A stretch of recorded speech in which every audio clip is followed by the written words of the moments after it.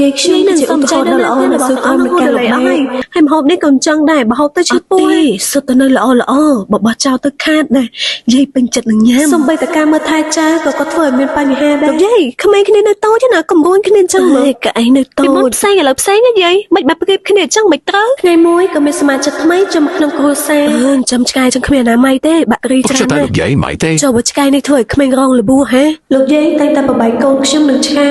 អើយណែឯងក៏ក្រិចណាតើចេញទៅចេញចេះឆ្ងាយទៅនៅក្រៅអញ្ចឹងមិនត្រូវណាត្រូវទៅនៅឆ្ងាយពីគ្នា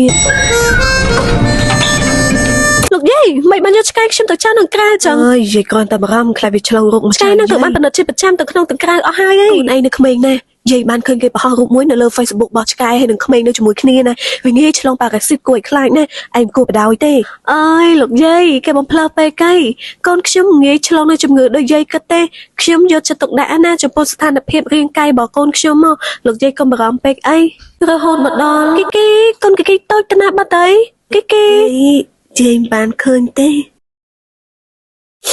លោកយាយណាឆ្កែខ្ញុំវិជាប៉ាចេះគឺជាវិជាទូទេនៅវិភាគដំណើរជីវិតតាមរយៈថ្ងៃខែឆ្នាំម៉ោងកំណើតរបស់បុគ្គលដឹងអំពីបុគ្គលម្នាក់នោះតាំងពីថ្ងៃកើតរហូតដល់ថ្ងៃស្លាប់គុនគូមើលពីជីវិតស្នេហានិងគ្រួសារមើលដឹងអំពីសុខភាពនិងជំងឺហើយក៏ដឹងអំពីហិរញ្ញវត្ថុការរកស៊ីនិងការងារផងដែរហើយប្រកែម្លងបងប្អូនទាំងគ្នាចង់ចេះវិជានេះអត់បើសិនជាបងប្អូនទាំងគ្នាចង់ចេះវិជានេះបងប្អូនអាចចូលឈ្មោះចូលរៀនវិជាប៉ាជឿ1របស់សាកលវិទ្យាល័យហុងស៊ុយដែលចូលរៀននៅថ្ងៃទី28ខែកុម្ភៈនិងថ្ងៃទី1ខែមិនិនាឆ្នាំ2026យើងនឹងថ្ងៃអញ្ចឹងកុំភ្លេចចូលឈ្មោះចូលរៀនទាំងអស់គ្នាណាអរគុណ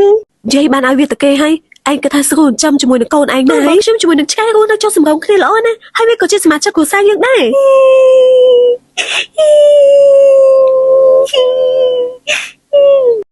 មកកូនមកមើលថែវាជាមួយនឹងម៉ាក់ល្អអត់អូយកុំយំណាកូនណាតោះជប់យកមកតោះហៅគីមកផ្ទះវិញមួយម៉ាក់ណានឹកស្មានមកដល់លោកយាយក៏បានសម្រេចចិត្តធ្វើរឿងមួយ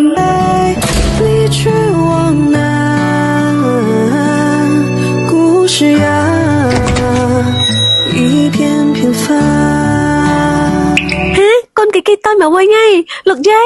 យគីមកវិញហើយលោកយាយអីហ្នឹង